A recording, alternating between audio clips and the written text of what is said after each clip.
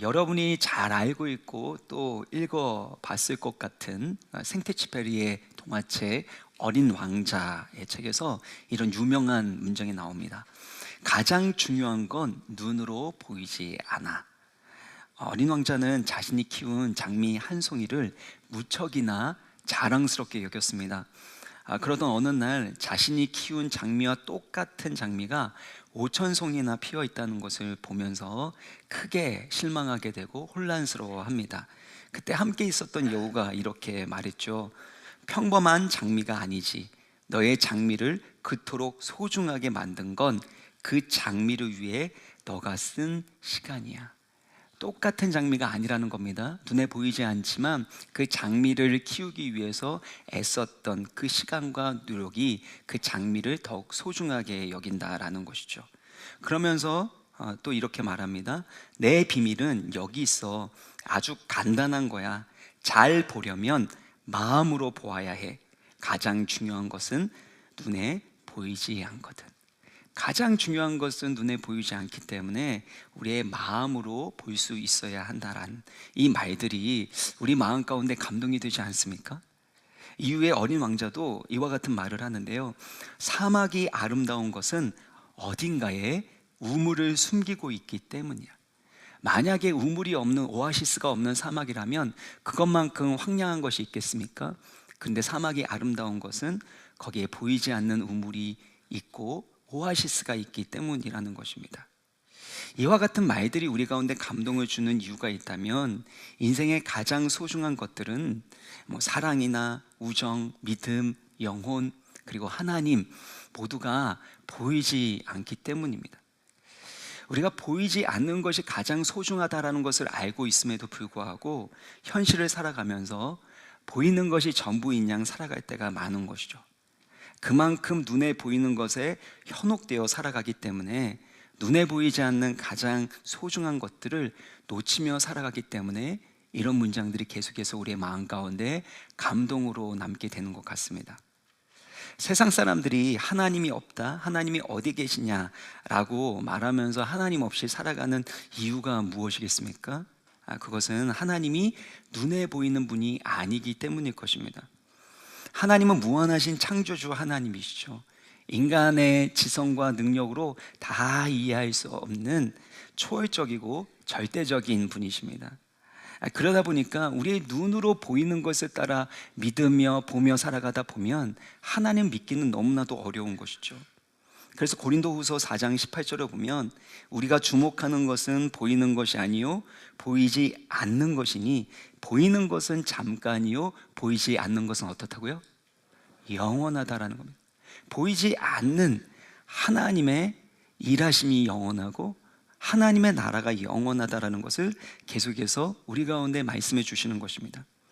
그런데도 하나님을 믿는 사람들은 이 하나님의 보이지 않는 그 손길들을 체험하면서 살아가야 하는데 때로는 예배 드릴 때는 하나님이 계신 것 같고 하나님께서 살아서 역사하시는 것 같은데 내 삶에 힘들고 어려운 현장으로 돌아가게 되면 정말 하나님이 계시는가? 이런 생각과 의구심을 가질 때가 있다는 것입니다. 세상이 권력과 힘에 의해서 움직이는 것 같고 정의와 사랑이 실현되지 않는 부조리한 현실을 맞이할 때마다 하나님이 과연 계시는가? 하나님 과연 어디서 무엇을 하고 계시는가라고 질문을 던지지 않을 수가 없는 것입니다. 이런 사람들을 위한 성경이 에스더서라고 말할 수 있습니다.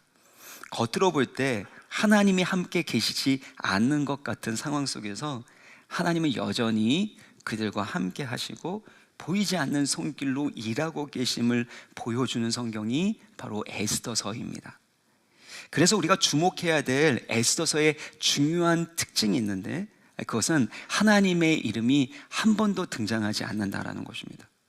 심지어 성경의 가장 핵심적인 주제라고 말할 수 있는 언약, 말씀, 믿음, 예배, 기도 이런 것들도 등장하지 않습니다. 그래서 마틴 루터를 비롯해서 많은 사람들이 에스더서의 정경성에 대해서 의심하면서 성경에서 제외시켜야 된다라고 주장하기도 했습니다. 그러니까 여러분 한번 생각해 보세요. 유대인들의 삶과 역사 가운데서 하나님의 이름을 제외한다라는 것, 그러면 설명할 것이 있겠습니까? 더욱이 그들의 역사는 언약과 관련되어 있습니다. 토라 중심의 역사였습니다. 그런데 토라, 언약, 말씀, 기도, 예배, 이 모든 것들이 다 생략되어 있다는 것, 그것을 제외한 채 어떻게 그들의 삶과 역사를 설명할 수 있겠습니까? 불가능하죠. 그럼에도 불구하고 하나님의 이름이 한 번도 등장하지 않고 그와 관련된 단어들도 등장하지 않는 것은 성경 저자가 뚜렷한 목적을 가지고 의도적으로 그것들을 생략한 것입니다.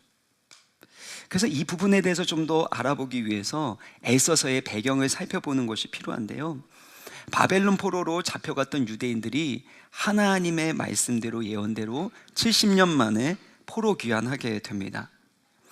하나님을 향한 신앙을 가지고 있었던 모든 사람들은 어떤 대가를 치르더라도 예루살렘으로 돌아오고 싶어 했습니다. 하나님의 약속대로 영광스러운 성전이 재건되기를 꿈꾸고, 하나님이 예언하시고 말씀하셨던 그 여호와의 사자가 오고 하나님의 구원의 날이 속히 올 것에 대해서 꿈꾸었기 때문입니다. 이건 선지자들이 계속해서 그 백성들에게 외쳤던 말씀이기도 했습니다. 그런데 유대인들 중에 예루살렘으로 돌아오지 않고 여전히 페르시아에서 살고 있었던 유대인들이 있었다는 것입니다. 그 이유가 있다면 이미 페르시아에 정착하고 살고 있었기 때문이에요. 집도 짓고 직업도 갖고 처자식과 함께 잘 살고 있는데 예루살렘으로 다시금 돌아가게 되면 포기해야 될 것, 희생해야 될 것들이 너무나도 많았다라는 것입니다. 그래서 예루살렘으로 돌아가고 싶지만 돌아갈 엄두가 나지 않는 상황이었던 것이죠. 뿐만 아니라 이것은 그들이 하나님의 언약에 대한 믿음이 그만큼 크지 못했다라는 것을 보여줍니다. 하나님의 성전이 재건될 것에 대해서 갈망을 그만큼 갖지 못했다라는 것을 의미하는 것이죠. 그래서 그들은 하나님의 통치와 언약의 땅에서 멀리 떨어진 그 상황 가운데서 하나님이 계시지 않는 것 같은 페르시아의 문화와 종교 가운데서 살고 있었다라는 것입니다. 그런 의미에서 에스더서는 다니엘서와는 다릅니다.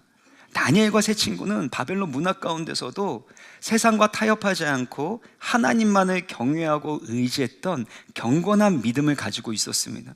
그래서 하나님을 나의 하나님이라고 고백했고, 금신상에 전하지 않았고, 또 기도하게 되면 사자굴에 던져질 거라고 했음에도 불구하고 끝까지 하루에 3번 감사함으로 기도하는 것을 볼 수가 있죠. 하지만 에스더서에 등장하는 유대인들은 그런 거룩한 구별된 모습을 보이지 못합니다. 하나님이 계시지 않는 페르시아의 문화와 종교와 어느 정도 타협한 채 살아가고 있는 자들입니다. 그래서 에스더서는 하나님의 이름이 한 번도 등장하지 않고 있다는 겁니다. 하나님이 보이시지 않고 하나님이 계시지 않는 것 같은 페르시아의 환경 속에서 그들의 믿음이 하나님을 기억하고 열심을 내야 되는데, 그러지도 못한 상황에서도 하나님이 그들과 함께 하시고 그들 가운데 일하고 계심을 보여주고 싶었던 것입니다. 그들은 하나님을 잊어버렸지만 하나님은 그들을 향한 하나님의 언약을 잊지 아니하시고 구원 계획을 성실하게 이루어 가시고 있는 것을 보여주는 성경이 에스더서라고 말할 수 있는 것입니다.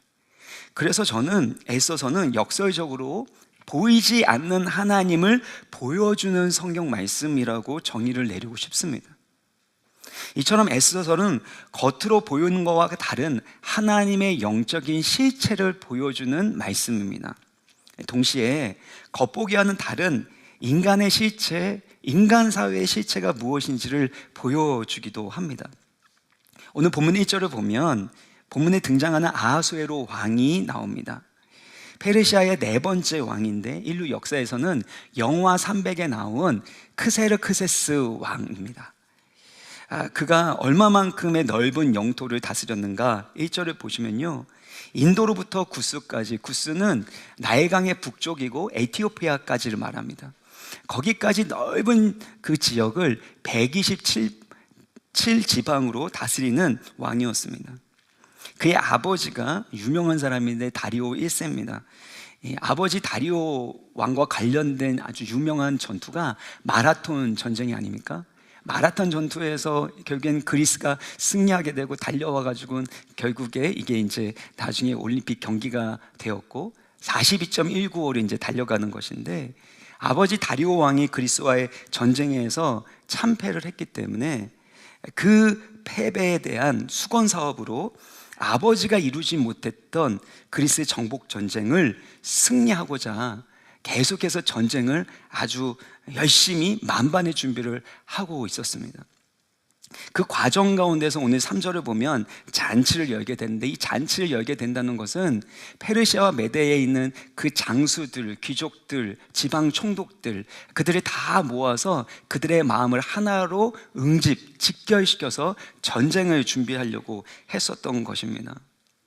뿐만 아니라 에스더서에서 중요한 특징이 있는데, 이 잔치가 많다라는 것, 오늘 1장에서만 해도 3번에 걸쳐서 잔치를 하게 됩니다. 180일 동안 잔치 한번 하고, 수상궁을 위해서 거기 있는 모여있는 사람들을 위해서 7일간 잔치를 하고, 그리고 나서 와스디는 여성들을 위한 잔치를 하는 것을 볼 수 있습니다.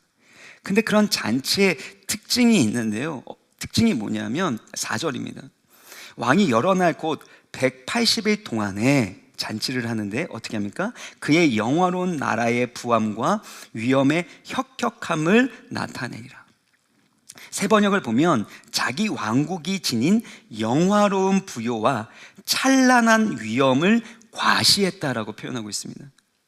그러니까 이 잔치를 통해서 전쟁을 준비할 뿐만 아니라 영화로운 부유함과 찬란한 위엄을 과시하고자 했다는 겁니다. 하나님이 없는 이 세상 사람들의 특징이 무엇입니까? 결국엔 내가 가지고 있는 것, 남들보다 더 나은 것을 뽐내고 싶고 자랑하고 싶은 자기 과시의 모습이 있는 거 아닙니까? 180일 동안에 이러한 영광스럽고 풍요로운 잔치를 벌인 다음에 7일간 수상궁에서 모든 백성을 모아서 잔치를 합니다.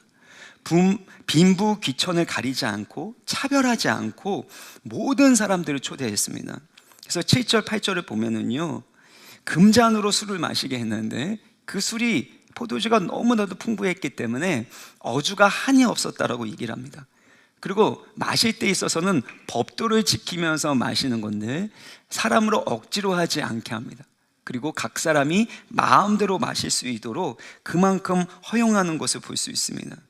그러니까 술을 마실 때에도 법도를 따라서 마시게 했고 억지로 하지 않고 각자 원하는 대로 마음껏 마시게 했다라는 것은 페르시아의 이 권력이, 이 부유함이 얼마나 대단했는지를 보여주고, 또 이 왕이라는 사람이 법도를 따라서 아주 관대하게 관용을 베풀면서 백성들을 돌보고 있음을 나타내주고 있는 것입니다. 그래서 영화 300을 보면은요, 그 영화의 장면에 보면 나는 관대하다 이런 표현이 나옵니다. 그러니까 나는 관대하다라는 것, 힘만을 얘기하는 게 아니라 본인의 관대함을 마음껏 드러내고 과시하고 싶었던 마음이 있었다라는 것입니다. 근데 이런 걸 과시하는 걸로 끝나지 않고요, 만족이 안 되는 거예요. 뭐 하나를 더 과시하고 싶었는데 10절을 보면은요, 마지막 7일째 되는 그 잔칫날에 이 술 기운이 들어서 기분이 좋아졌습니다. 그러니까 술이 문제입니다. 이 술이 들어가니까 하지 말아야 될 요청을, 명령을 하게 되는데 11절을 보면 왕후 와스디를 청해서 그녀의 아름다움을 사람들에게 보여주고 싶었던 겁니다. 이 와스디의 이름의 뜻이, 페르시아 이름의 뜻이 최고, 베스트라는 뜻을 가지고 있거든요. 그러니까 이름 그 뜻 그대로 최고의 미모를 가지고 있는 아내를 자랑하고 싶었던 겁니다. 근데 문제는 뭐냐면 왕후 와스디가 왕의 명령, 남편의 요청을 단칼에 거절했다는 겁니다. 왜 거절을 했는지 정확한 이유는 성경에 나와 있지는 않지만 관례상으로 외부인에게 왕후의 얼굴을 보여준다는 건 사실은 그녀에게 있어서는 수치스럽고 모욕적인 일로 여겨졌습니다. 이거는 액세서리나 아니면 기생이나 이런 역할을 하는 사람, 그런 사람들이 하는 일이었지 왕후가 할 일은 아니라는 것이죠. 그래서 자기를 그렇게 귀생 취급하는, 액세서리 취급하는 왕에 대한 불쾌감과 모멸감을 느꼈는지도 모릅니다. 거절하니까요, 이 왕후도 화가 났고, 그리고 남편 왕도 화가 납니다. 12절 보면은요, 왕이 진노하여 마음속에 불붙듯 했다. 그러니까 분노가 치밀어 오르기 시작했다라는 겁니다. 개인적으로 만약에 거절을 했으면 그나마 넘어갈 수 있을 텐데, 사람들이 다 있는 곳에서 전쟁을 위해서 사기를 북돋우기 위해서 이런 모든 일들을 하고 있는데 내가 한 말에 대해서 거절하면 왕으로서의 체면과 위신이 어떻게 되는가? 어디 왕인데 내가 안 여자가 이룰 수 있나? 이런 마음이 들었던 것이죠. 이 남자들은요, 사실 인정과 존경이 참 중요합니다. 그래서 가정 안에서 좀 무시당하는 말은 들어도 바깥에 나가서 나를 무시하거나 깎아내리는 말을 하면 웬만한 남자들은 그거 견디지 못하는 경우도 있습니다. 그러니까 아하수에로 왕도 자기 마음 가운데 그런 모멸감이 들었고, 또 본인이 세워야 될 위신과 체면 때문에 더욱더 분노가 생겼던 것 같습니다. 근데 여러분 잘 보시면은요, 앞서서 아하수에로 왕이 얼마나 영광스럽고 위엄이 있는 그런 왕이었습니까? 억지로 하지 말고 원하는 대로 해라 라는 관용과 관대함이 있는 왕이었습니다. 그런데 개인적으로 가정사의 문제 관련돼서는, 자기 아내와 관련돼 있어서는 어떻게 이렇게 옹졸하고 치졸하고 속이 좁은지 모르겠습니다. 그거는 자기가 가지고 있는 목표도 있었지만 끊임없이 사람들 앞에 자랑하고 싶어하는 인정 욕구가 강했기 때문인 것으로도 보입니다. 여러분, 우리가 뭔가를 가졌는데 막 뭔가를 자랑하고 싶잖아요. 이 자랑하고 싶은 건 크게 두 가지입니다. 내 가운데 자기중심적인 교만이 있어요. 나만 생각하는 거죠. 내가 이만큼 대단한 사람인 것을 드러내고 싶은 자기중심적인 교만과 허영이 있는 사람은 뭐든지 자랑하려고 합니다. 다른 사람이 그 얘기를 들었을 때 기분이 좋을지 나쁠지 상처가 될지 아닐지 생각하지 않습니다. 내가 이만큼 대단한 사람인 것을 드러내고 싶은 것은 교만과 허영이라고 말할 수 있는 것이죠. 근데 또 한 가지는, 그렇게 자랑하는 사람들의 특징은 뭐냐면 자존심이 그만큼 세다라는 것일 수도 있고, 그것은 자존감이 그만큼 낮다라는 것을 의미합니다. 아니, 왕후가 그 부분에 대해서 거절했다면, 너그러운 왕이라면 우리 아내가 지금 여러 가지 일들 때문에 어려운가 봅니다 라고 넘어가면 되는 거잖아요. 그런데 아내가, 왕후가 거절한 것으로 인해서 모멸감을 느끼게 되고 분노하게 되었다는 건 그만큼 자존감이 높은 것이 아니라는 것입니다. 여전히 열등감이 있고 쉽게 상처받을 수 있는 마음을 가지고 있다는 겁니다. 여러분, 자존심이 센 분들이 상처를 많이 받습니다. 왜 자존심이 센 분들이 상처를 많이 받느냐? 그만큼 자존감이 높지 않기 때문입니다. 다른 사람이 어떻게 생각하던 내가 얼마나 하나님의 보배롭고 존귀한 아들이고 딸인지 확신하게 되면 다른 사람의 평가가 뭐가 그렇게 중요하겠습니까? 예수님도 100%가 아니었는데, 가룟 유다가 있었는데. 그러니까 누군가의 인정에 대해서 별로 신경 쓰지 않을 수 있는 건 건강한 자존감을 가지고 있기 때문입니다. 근데 자꾸 자랑하게 되고 허세를 부리게 되고 허영을 나타내게 된다라는 것은 결국엔 그만큼 내면 가운데 꽉 차 있지 못하다라는 것, 자기 자신에 대한 확신이 없기 때문인 것을 보여주는 것이죠.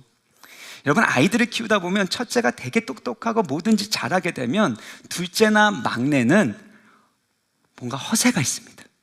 그래서 자기가 맘만 먹으면 언제든지 한대요. 내가 이런 것도 하고 이런 것도 하겠다고 다 얘기를 합니다. 근데 실제로 하지는 않습니다. 그러면 그 허세와 허영을 부모님 입장에서는 꺾어주고 싶은데, 여러분, 꺾으면 안 돼요. 왜 허영과 허세를 부리냐면, 제가 청년들을 만나서 이렇게 저렇게 중고등학생들도 만나서 얘기를 나누면요, 허세가 있는 아이들은 마음 가운데 그만큼 열등감이 있는 거예요. 잘하고 싶은데, 그래서 그 욕심이 있는데 그것을 이룰 만큼의 능력이 없기 때문에 자기의 자존감과 정체성을 지키고 싶은 겁니다. 그래서 허세를 떠는 거예요. 근데 허세를 떤다라는 건 그만큼 그 내면이 취약하다라는 것을 의미하는 거거든요. 그 취약한 내면을 공격해서는 결단코 변화되는 게 아닙니다. 인정해 주셔야 돼. 애가 그만큼 마음 가운데 갈등이 많구나, 욕심이 있구나, 잘하고 싶구나, 근데 그게 안 되고 있구나 라는 생각이 있기 때문에 그 마음을 헤아려주고 도와줄 수 있는 것들이, 그런 지혜가 필요한 거 아니겠습니까? 아하수에로 왕도 마찬가지입니다. 겉으로 봤을 때는 모든 것을 갖춘 영광스럽고 관대한 사람인데, 그의 내면은 겉보기와는 다르게 너무나도 취약해져 있는 것입니다.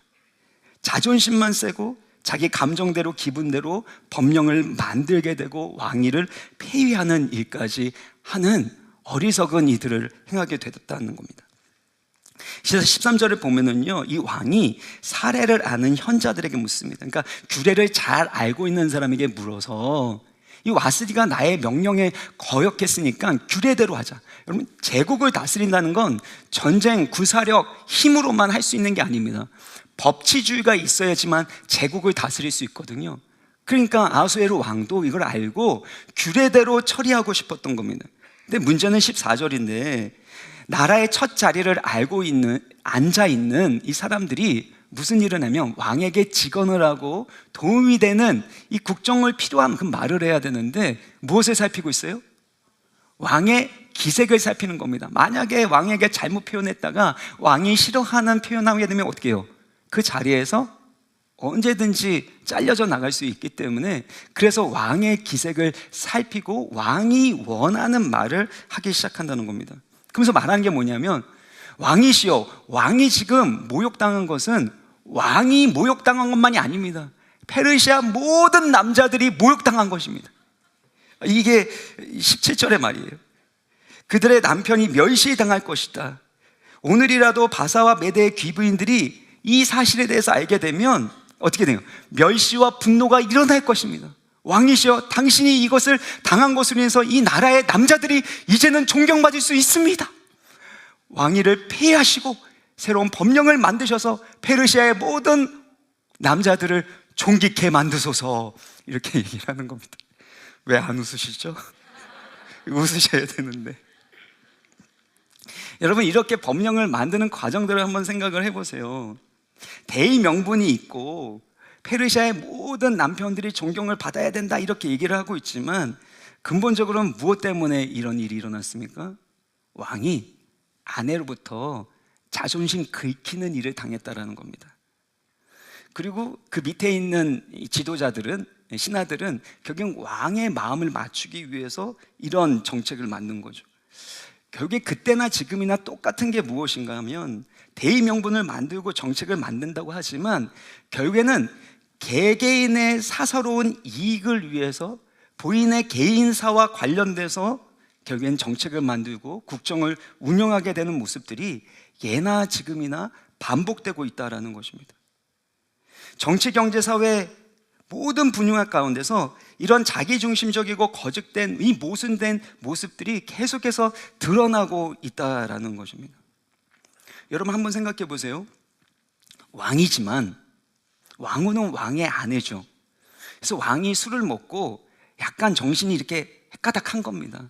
하지 말아야 될 요청을 하게 됐는데 거절했으면 어떻게 돼요? 화가 나더라도 한번 생각해 봐야죠. 내가 지금 한 행동에 대해서 뭐가 잘못됐지? 왜 왕후가 저렇게 화가 나고 왜 이렇게 거절을 했지? 이렇게 자기 자신에 대해서 좀 돌봐야 되지 않겠습니까?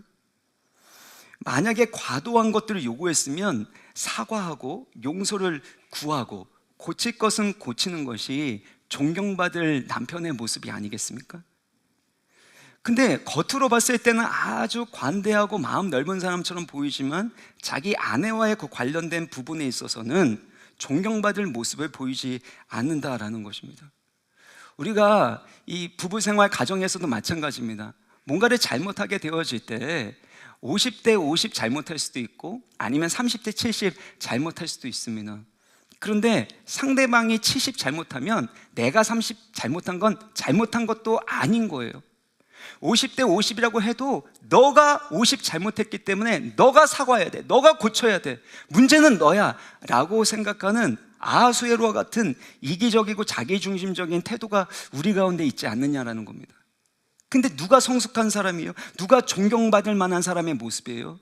내가 50을 잘못했으면 먼저 내가 50 잘못했습니다, 용서해 주세요 라고 얘기할 수 있는 게 성숙한 사람의 모습 아닙니까? 내가 30밖에 20밖에 잘못을 안 했지만 그래도 주님께서 나를 용서하시고 용납하셨기에 그 사랑을 받은 자로서 20을 30을 용서를 구하고 그렇게 관계를 풀어가려고 하는 것이 성숙하고 존경받을 사람의 모습이 아니냐라는 것입니다.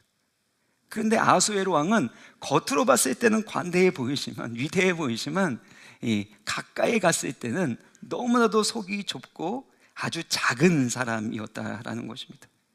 우리 인간이라는 존재가 다 그렇지 않습니까? 멀리서 보면 영광스럽고 멋지게 보입니다. 근데 가까이 가서 보면 실망하게 되는 겁니다. 여러분, 제가 여기 와서 설교를 하게 되니까, 또 담임 목사를 하니까 제가 되게 괜찮은 사람처럼 보이시죠?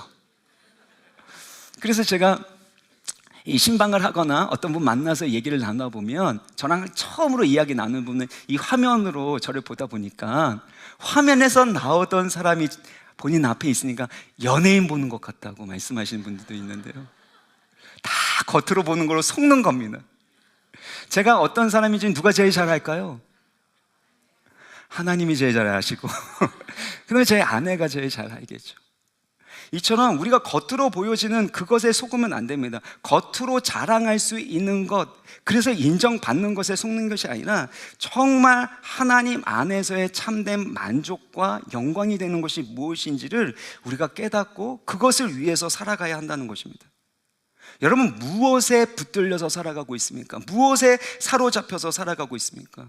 세상의 권력과 위엄과 화려한 것에 사로잡혔던, 그리고 본인이 얼마나 관대한지에 대해서 드러내고 싶었던 아하수에로는 결국에는 속 좁은 분노를 일으킬 수밖에 없는 아주 취약한 사람일 수밖에 없었습니다. 이게 세상의 모습이라는 거예요. 겉으로는 화려하지만 들어가면 아무것도 아닌 거죠. 인간의 이기적인 욕구와 거짓됨과 이 부패한 가운데 그 누가 자랑할 것이 있겠습니까? 요한일서 2장 16절을 보면, 이는 세상에 있는 모든 것이 육신의 정욕과 안목의 정욕과 이생의 자랑이니, 우리 육신의 정욕을 따라, 눈에 보이는 것을 따라 욕심 부리고, 그리고 나서 뭐래요? 이생의 자랑, 이 세상에 있는 자랑으로 살아간다는 것입니다. 그러나 그 길은 예수님께서 걸으셨던 길과는 정반대였다는 것입니다. 온 우주 만물을 창조하신 하나님의 아들 예수 그리스도께서 하늘의 보좌를 버리시고 가장 낮은 이 땅 가운데 오신 이유는 무엇입니까? 우리를 사랑하시기 때문에 우리를 구원하시기 위해서 오신 것입니다. 예수님은 십자가에 죽기까지 순종하셨고 가장 겸손과 낮은 길을 걸어가셨습니다. 예수님의 사랑과 겸손으로 인해서, 그리고 예수님의 용서와 용납을 받은 사람이 걸어가야 길이 무슨 길이겠습니까?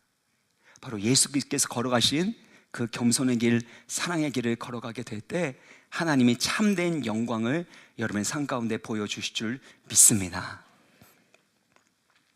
앞에서 살펴본 것처럼 너무나도 어처구니 없는 이유로 인해서 왕후 와스티가 폐위가 되었습니다. 너무나도 부조리한 일이죠. 너무나도 황망한 일이 벌어지게 되었습니다. 우리가 인생을 살아갈 때도 뜻하지 않는 이런 일들이 일어나죠. 너무나도 부조리하고 모순되고, 그래서 억울하고 원통한 일을 겪게 될 수 있습니다. 근데 하나님은 이런 부조리한 일들 가운데서도 일하셔서 와스디 왕후가 폐위된 다음에 그것을 통해서 에스더로 하여금 페르시아의 왕후가 되게 하십니다. 그리고 에스더를 통해서 결국엔 유다 민족을, 유다 백성을 구원하시는 하나님의 구원 계획을 이루어 가시는 것을 볼 수가 있는 것입니다.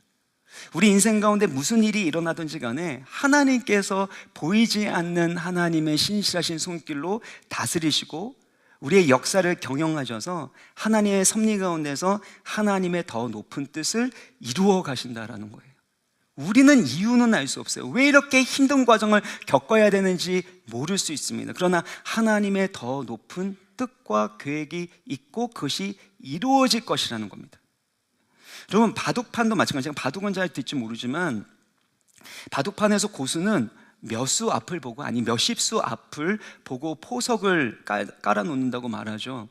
어떤 사람은 70수를 앞서 보기도 한다고 얘기하고, 이창호 구단은 100수 앞을 내다보고 바둑을 두었다라는 말도 있는데, 하나님은 우리 인생에 대해서 몇 수 앞을 보고 이들을 행하시는지 여러분 생각해 보셨습니까?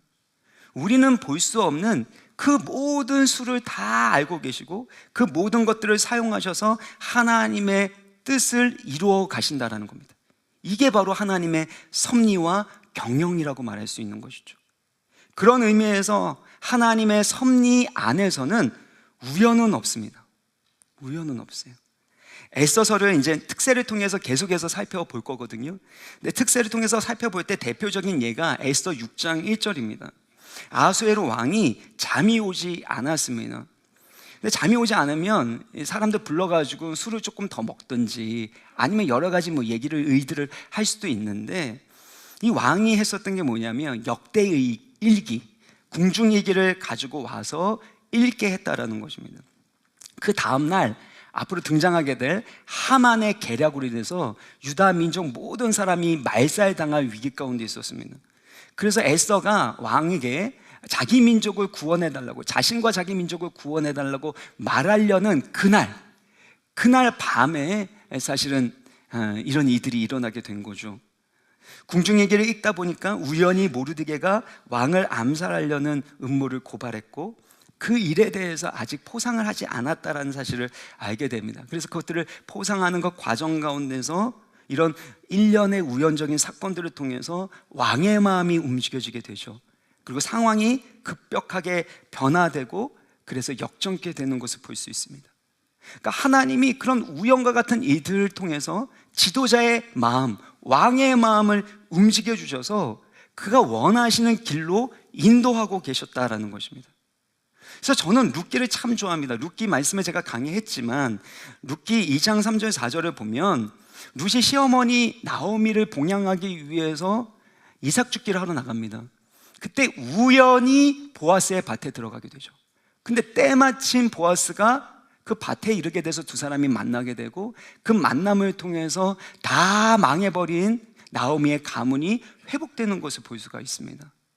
별것 아닌 것처럼 보이고 우연처럼 보이는 그 일들을 통해서 결국엔 두 사람이 만나게 되고 아이를 낳게 되었는데, 그 아이가 다윗의 조상이 되었고, 그리고 다윗의 후손으로서 결국엔 예수 그리스도께서 오심으로 인해서 놀라운 구원의 역사가 이 땅 가운데 이루어지는 것을 보여주는 것이죠.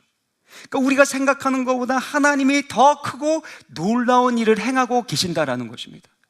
우리 인생을 보면 내가 하고 있는 일이 별 볼 일 없는 것처럼 보이고, 내가 왜 이 고생을 해야 되는가라는 생각이 들고, 왜 이 헛고생을 해야 되는가라는 생각이 들지만, 그 모든 수고 가운데도 하나님이 일하고 계시기에 그 모든 수고가 헛되지 않게 하시는 것, 이것이 바로 하나님의 섭리라는 것입니다. 그래서 우리 인생 가운데 무슨 일이 일어나든지 간에 그 일은 하나님의 섭리 가운데서는 우연은 없습니다.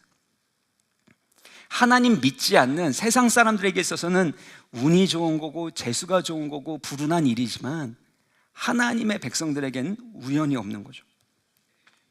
이영표 전 축구 국가대표를 여러분 아실 겁니다.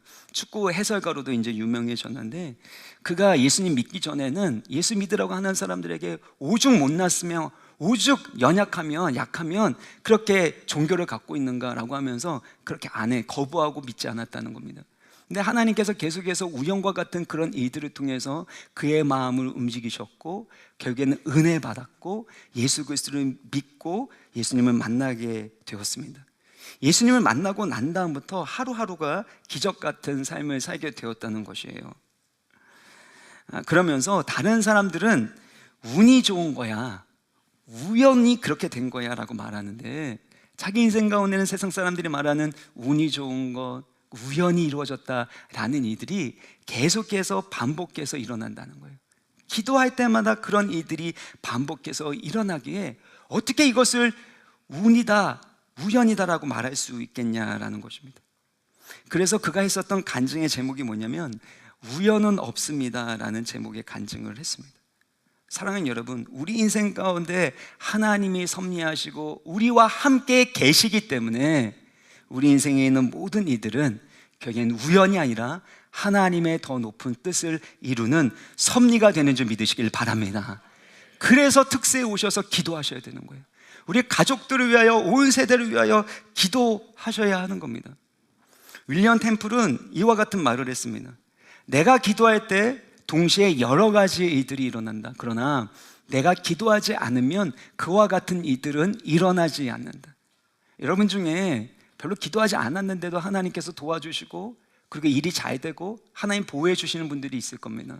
하나님이 여러분 특별히 사랑하기 때문에 그래서 은혜의 자리로, 믿음의 자리로 인도하시기 위해서 그렇게 해 주시는 것이죠. 그런데 하나님이 일하시는 방법은 우리의 믿음의 기도를 통해서 일하기로 결정을 하셨어요. 그래서 여러분이 이 자리에 와 앉아 있는 것은요, 누군가가 여러분을 위해서 기도했기 때문이라는 겁니다. 누군가가 여러분을 위해서 기도하는 것, 여러분 성교직 가운데도 수많은 일들이 일어나는데 하나님이 기적과 같은 역사를 베풀어 주시고 그리고 보호해 주시는 것은 선교지를 위해서 기도하기 때문입니다. 마찬가지로 우리 인생 가운데 일어나는 모든 일들도 하나님께 기도하면 하나님이 반드시 선으로 바꿔주시는 섭리의 은혜를 주심을 믿으시길 바랍니다. 여러분, 기도 생활을 할 때, 신앙생활을 할 때 기도 수첩을 좀 적어보세요. 여기에 기도 카드도 있고 여기에 기도 제목을 적는 것, 또 말씀을 적는 것도 있는데 이것들을 적어보시고 여러분 꾸준히 믿음으로 기도해 보세요. 많은 경우에 내가 기도한 것도 잊어버리잖아요. 내가 기도한 거 응답 받은 것도 잊어버리는데 여러분이 적어놓고 기도하면 나중에 돌아보면 하나님이 어떻게 이렇게 선하게 신실하게 응답하셨는가 고백하지 않을 수 없게 만드십니다. 사랑하는 성도 여러분, 이번 온가족 특별새벽 부흥회를 통해서 하나님 앞에 기도 제목을 적고 기도하는 것마다 하나님의 때에 가장 선하게 응답하여 주시기를 주 예수 그리스도의 이름으로 축원합니다. 심지어 우리 인생 가운데 아무리 힘들고 어려운 일이라 할지라도 하나님은 그것을 선으로 바꾸시는 선하신 하나님이시죠. 요셉의 인생도 13년간의 노예생활, 억울한 감옥살이, 그렇지만 하나님이 그 모든 일들을 통해서 그 악한 일까지도 사용하시고 바꾸셔서 요셉이 애굽의 총리가 되게 하시고 그를 통해서 많은 사람을 구원하신 거 아닙니까? 이것이 하나님의 섭리라는 것이죠. 그 섭리가 성경의 인물들에게만 적용되는 것이 아니라 지금 오늘날 현실을 살아가고 있는 우리 가운데도 동일하게 하나님의 섭리가 적용되고 역사한 줄 믿으시길 바랍니다. 이 섭리를 가장 잘 보여주는 것이 예수 그리스도의 십자가 사건입니다. 많은 사람들이 예수님을 대적하고 십자가에 못 박아 죽이는 일들을 했습니다. 그러나 그것을 통해서 하나님은 하나님의 구원 사역을 성취하셨다는 거죠. 사도행전 4장 27절을 보면 헤롯과 본디오 빌라도는 이방인과 이스라엘 백성과 합사하여서, 그러니까 세상에 있는 모든 사람들이 연합을 해서 하나님의 아들 예수 그리스도를 거스르고 거역했다는 겁니다. 근데 그들의 그 거역이 결국에 무슨 일을 하기 위한 것이었습니까? 하나님의 권능과 뜻대로 이루려고 예정하신 하나님의 뜻을 행하기 위해서 모인 것이 되었다라는 것입니다. 여러분, 이것이 하나님의 섭리입니다. 어느 종교에서 이렇게 말할 수 있습니까? 여러분, 예수 믿으면 마음 가운데 좋은 생각이 들고 마음이 편안해지는 거, 그거는 어떻게 보면 감정적인 차원이죠. 종교적 체험으로 끝날 수 있는 거겠죠. 하지만 우리 인생 가운데 어떤 일이 일어나든지 간에 하나님이 우리의 삶을 섭리하시고 우리의 삶에 붙드시고 사랑하셔서 결국에는 가장 선한 길로 인도하신다, 하나님의 구원의 계획을 이루신다라는 건 기독교밖에 없는 거예요. 사랑하는 여러분, 이 기독교 하나님의 섭리를 믿으심으로 예수 그리스도의 십자가의 영광을 보시고 죽어도 다시 살게 되는 부활의 영광을 체험하시기를 주 예수 그리스도의 이름으로 축원합니다. 우리가 이 믿음 가지시고 우리 처음 하는 찬양인데요, 주님 나를 부르시니 두려움 없이 배에서 나아가리라.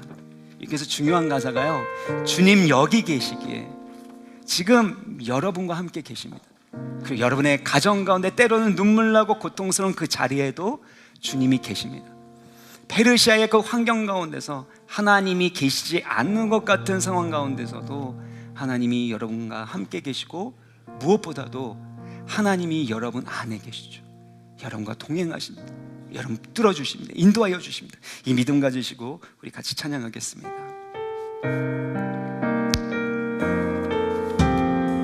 주님 나를 부르시니, 주님 나를 부르시니 두려움 없이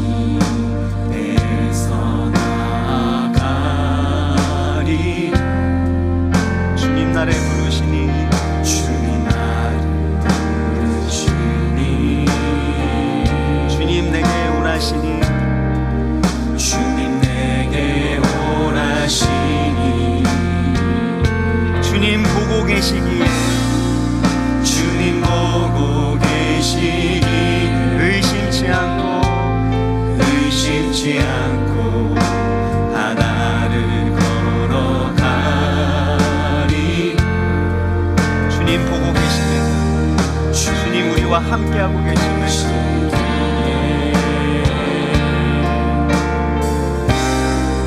주님 여기 계시기에 주님 여기 계시기에 주님 여기 계시기에 이 깊은 바다가 반석이 되고 주님 여기 계시기에 반석 위를 내가 걸어가리라.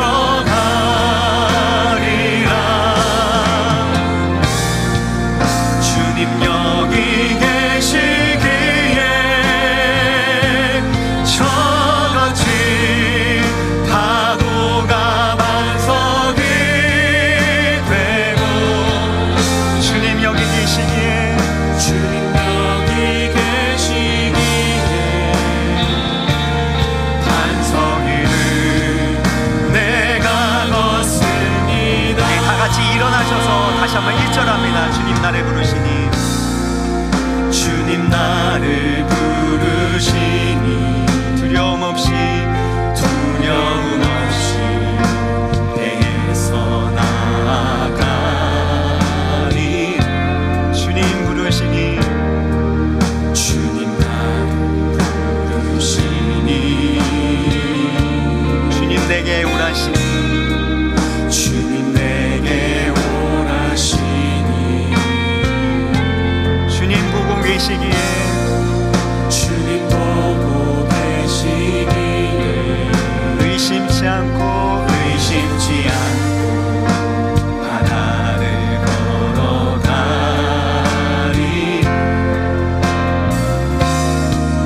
주님 계시기에 주님 여기 계시기에 주님 여기 계시기에 주님 여기 계시기에 이 깊은 바다가 반석이 되고 주님 여기 계시기에 반석 위를 내가 걸어가리라. 주님 여기 계시기에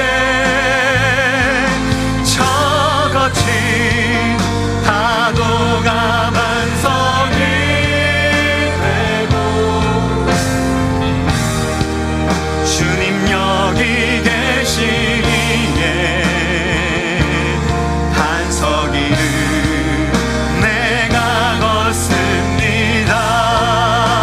주님 여기 계시기에 주님 여기 계시기에 이 깊은 바다가 반석이 되고 여러분의 인생 가운데 페르시아와 같이 하나님이 계시지 않는 것처럼 보일 때 하나님이 일하지 않는 것처럼 느껴질 그때에도 주님이 여기 계십니다. 주님이 그곳에 함께 계십니다. 주님 여기 계시기에 저같이 파도가 반석이 되고 할렐루야. 주님 여기 계시기에 반석 위를 내가 걷습니다.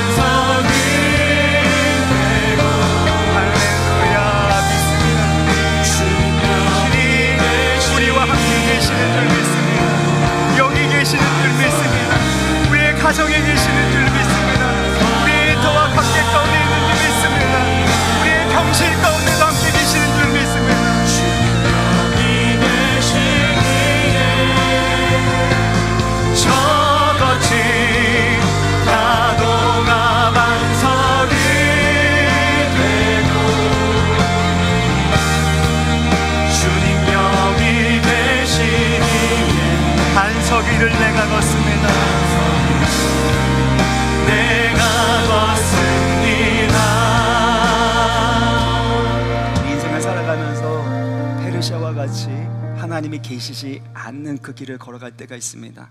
하나님이 과연 무슨 일을 하고 계시는가 라고 때로는 의구심이 생기고 의심까지 생기는 그런 상황에서도 우리 주님이 여기 계시는 줄 믿습니다. 우리 가운데 섭리의 은혜로 역사하시게 되면 결국에는 인생의 새로운 역사를 쓰게 하여 주실 줄 믿사오니 주여 세상에 썩어질 것, 눈에 보이는 것에 우리의 마음을 빼앗기지 않게 하시고 그것을 자랑하는 것이 아니라 그것 때문에 실망하고 분노하는 것이 아니라 바로 영원하신 예수 그리스도를 자랑하고 그 예수 그리스도를 의지하는 믿음으로 기도하게 되어질 때 우리가 걸어가는 그 길이 반석이 되게 하여 주옵소서. 하나님의 섭리가 이루어지는 구원의 길이 되게 하여 주옵소서. 우리 가운데 소망과 힘이 되어 주셔서 감사오니 주여 능력과 힘으로 역사하여 주옵시고 이번 특세를 통해서 이전에 주셨던 은혜를 넘어서는 놀라운 하나님의 은혜와 기적의 응답을 체험하게 하여 주옵소서. 이 시간에 주여 한번 간절히 부르고 기도하겠습니다. 주여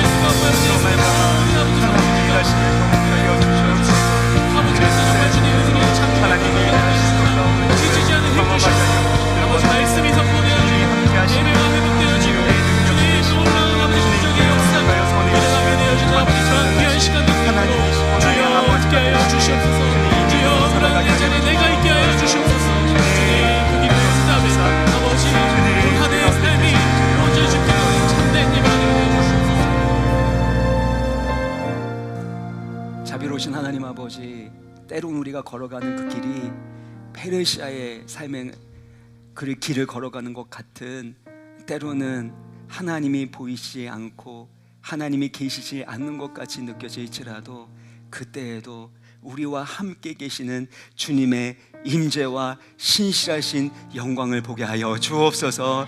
그런 믿음의 눈이 열리게 하여 주옵시고, 그래서 주님, 우리를 결국에는 실망시킬 수밖에 없는 세상의 헛된 보이는 것에 자랑과 소망 두지 않게 하여 주시고, 우리 인생의 유일한 소망과 기쁨이 되시는 예수 그리스도께 소망 두고 예수 그리스도를 의지하는 믿음으로 살아가게 하여 주시옵소서. 그래서 우리가 걸어가는 그 길이 주여 아무리 깊은 바다라고 할지라도, 아무리 거친 바다로 갈지라도 하나님의 섭리의 은혜로 말미암아 구원의 반석의 길이 되게 하여 주옵시고, 모든 것이 합력하여 선을 이루게 하여 주시는 하나님의 영광을 보는 믿음의 인생, 기도의 인생 되게 하여 주시옵소서. 주님 베풀어 주신 은혜 감사함으로 올려드리는 각양의 예물을 기쁘게 받아 주옵시고, 이 물질이 사용되는 곳마다 하나님 나라를 위한 새로운 역사가 쓰여질 수 있도록 주의 성령으로 친히 역사하여 주옵소서. 또한 우리의 삶과 우리의 물질 또 우리의 시간들을 들여서 하나님 나라를 위하여 존귀하게 쓰임받게 되는 우리 믿음의 인생 되게 하여 주시고, 무엇보다도 특세를 통해서 하나님이 예배하신 측량할 수 없는 은혜와 말씀의 권세와 풍성한 기도 응답을 누리게 하여 주옵소서. 환우들을 주님께서 치유하여 주시고, 사람이 할 수 없는 일을 행하신 하나님의 놀라운 치유와 회복의 역사를 경험하게 하여 주시사 끝까지 사명 잘 감당하여 아름다운 열매로 하나님께 영광 돌리도록 치유하여 주시고 회복시켜 주옵소서. 예수 그리스도의 이름으로 기도합나이다. 아멘.